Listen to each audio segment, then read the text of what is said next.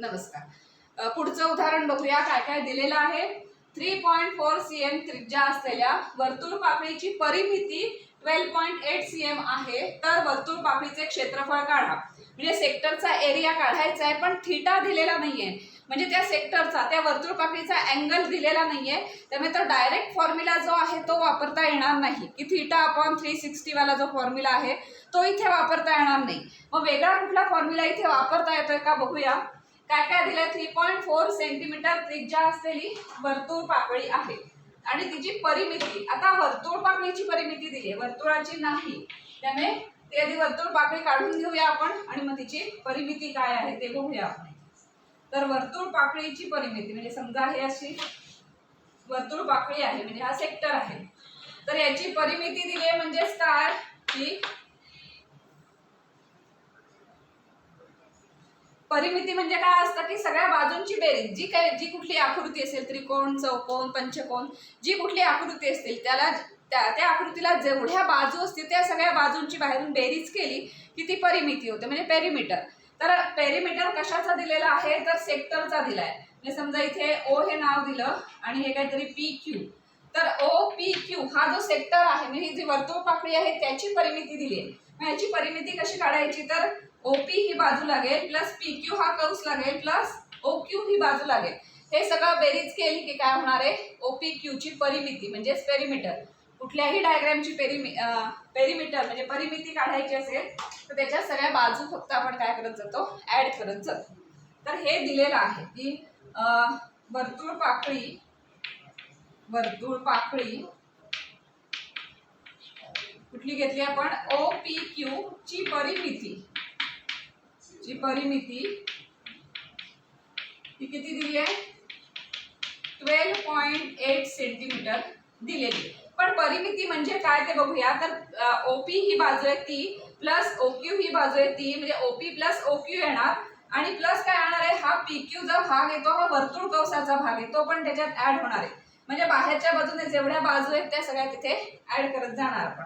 म्हणजे वर्तुळ पाकळी OPQ ची परिमिती म्हणजे काय की म्हणजेच म्हणून length of OP plus length of OQ या दोन बाजू झाल्या OP आणि OQ त्यांची बेरीज प्लस हा वर्तुळ कंस PQ प्लस वर्तुळ कंसाची लांबी लागणार आहे वर्तुळ कंस PQ त्याची लांबी लागणार आहे. या सगळ्यांची बेरीज केली की किती येते 12.8.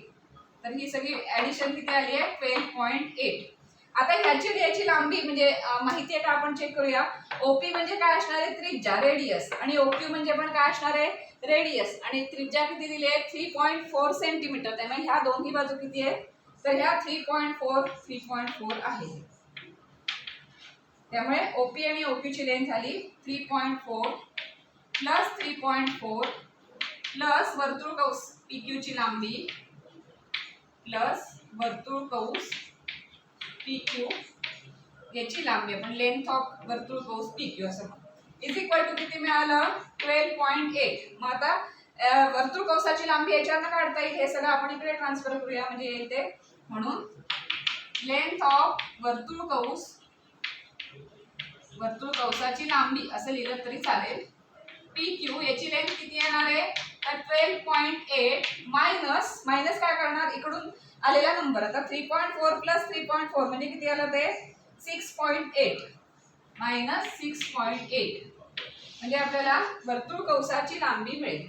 म्हणून वर्तुळ कंस PQ ची लांबी बरोबर किती मिळाली ती वजाबाकी केल्यावर 12 वजा 6 म्हणजे 6 सेंटीमीटर मिळाली. म्हणजे कुठली लांबी मिळाली आपल्याला ही PQ ची लांबी मिळाली 6 सेंटीमीटर. ही 3.4 आहे ही 3.4 आहे. आता पुढे जाऊन काय करायचंय आपल्याला वर्तुळ पाकळीचे क्षेत्रफळ काढा सांगितलंय. पण इथे हा थीटा दिलेला नाहीये. थीटा दिल्याशिवाय वर्तुळ पाकळीचा तो फॉर्म्युला यूज करता येत नाही की θ/360 वाला. मग थीटा दिलेला नसेल तर दुसरा फॉर्म्युला अप्लाय करायचा. त्या फॉर्म्युल्यामध्ये काय लागतं तर जी वर्तुळ पाकळी आहे तिने जो कंस तयार केलेला आहे वर्तुळ कंस म्हणजे ह्या वर्तुळ पाकळीमध्ये हा वर्तुळ कंस आहे PQ हा त्याची लांबी लागते. तो फॉर्म्युला आता इथे आपल्याला वापरायला लागेल कारण वर्तुळ कंसाची लांबी आपल्याला इथे मिळालेली आहे. म्हणून तो दुसरा फॉर्म्युला वापरणार आपण वर्तुळ कंसाचे वर्तुळ पाकळीचे क्षेत्रफळ, वर्तुळ पाकळीचे क्षेत्रफळ बरोबर काय येतं, वर्तुळ पाकळीचे क्षेत्रफळ बरोबर वर्तुळ कंसाची लांबी त्याच्याशी निगडित जो कंस येतो, वर्तुळ कंसाची लांबी इंटू त्रिज्या गुणिले त्रिज्या आणि छेदात 2, हा तो फॉर्म्युला आहे, हा वापरायला लागेल. θ/360 चा चालणार नाही.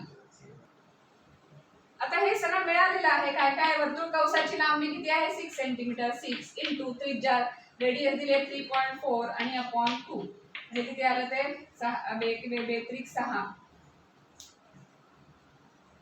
आणि 3 गुणिले 3.4. आता 3 गुणिले 3.4 फक्त गुणाकार करायचा, 4 त्रिक 12 12 2 आजचाला 1 3 त्रिक 9 मी 1 10 आणि पॉइंट इथे येणार आहे 10.2. त्यामुळे वर्तुळ पाकळीचे क्षेत्रफळ शेवटी पाकळी लिहायचं म्हणून वर्तुळ पाकळीचे क्षेत्रफळ